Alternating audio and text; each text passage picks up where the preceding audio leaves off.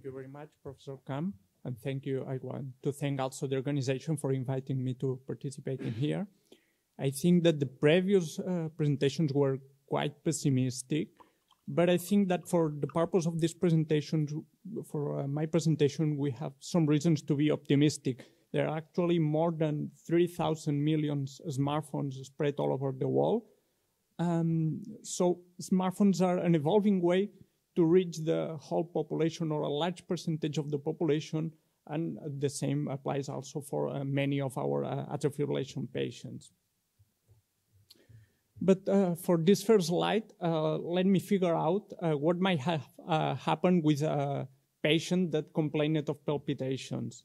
This patient underwent an atrial fibrillation screening until he was finally diagnosed with atrial fibrillation. After a diagnosis, he became worried of his new condition, about his blood pressure, about his symptoms, about his heart rate, until he got a consultation, an appointment with his cardiologist or family physician.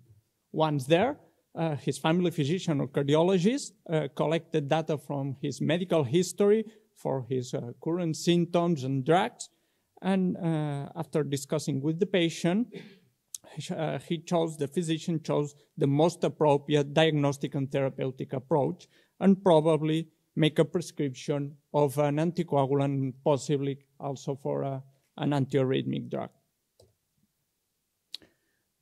So far, to date, there have been developed apps targeting at each of these specific steps on an atrial fibrillation, of a life on an atrial fibrillation patient.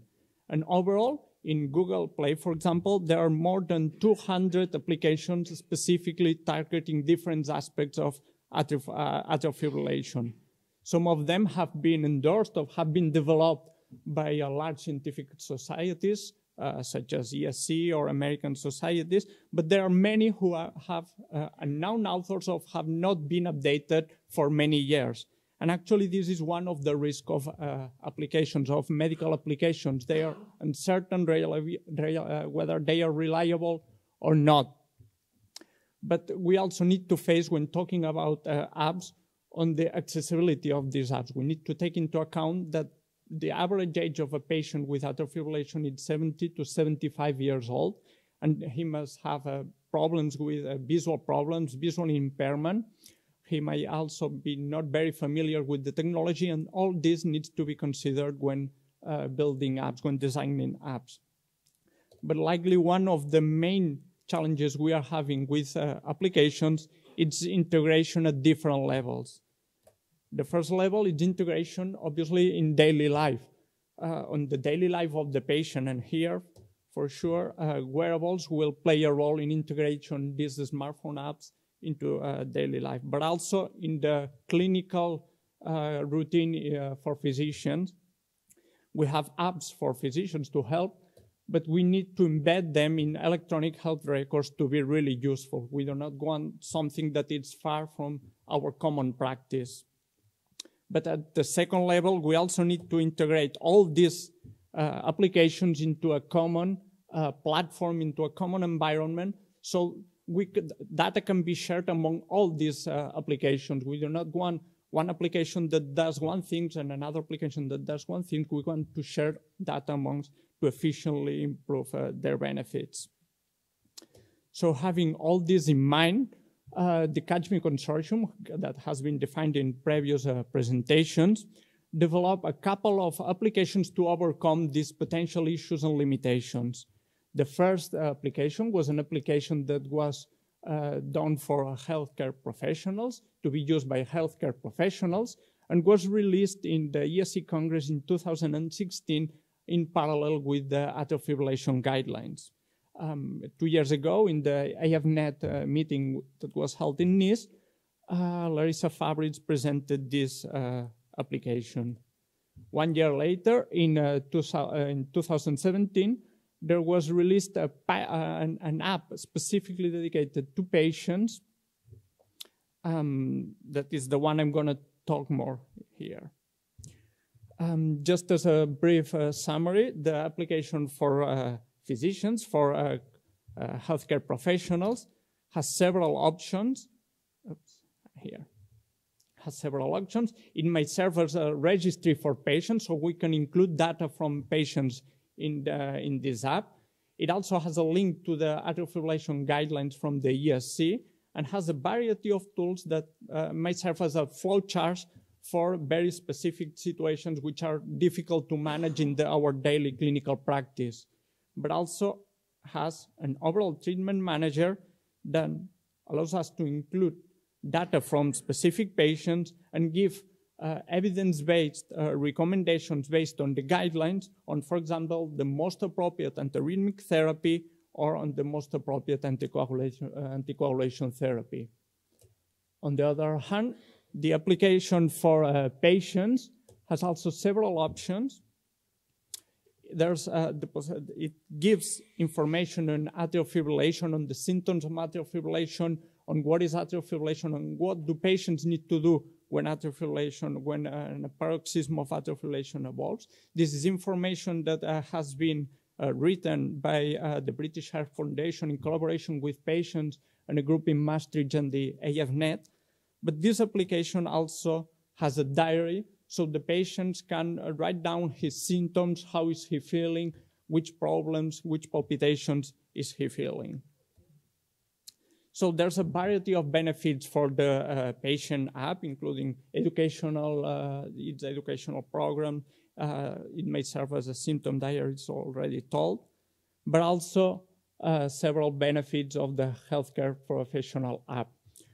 Both apps can be used as a standalone software, as a standalone apps, but what I think it's most important and its most interesting feature is that they can be connected to share data amongst them.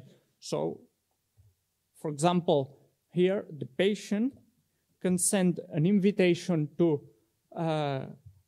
his primary care physician or his cardiology, and just by sending his email, his physician will receive this invitation, and after accepting this invitation, he will be linked to the patient information, including comorbidities and other data he has been included, the symptoms and the palpitations and other symptoms he might feel. So this data go this way, but it's not only this way, it can also go on the other way. So the changes that the physician does in his app will be automatically also updated in the patient's app. For example, here, he will change the medication, he will remove aspirin and amiodarone and include an anticoagulant and flecainide, and this will be automatically updated in the patient's app. So since they were released, both applications have been updated according to the reviews and users and the feedback that users have left.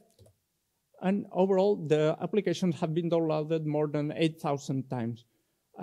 Most of them have been downloads of the healthcare professional application, which is quite expected, because until now, both applications were only available in English.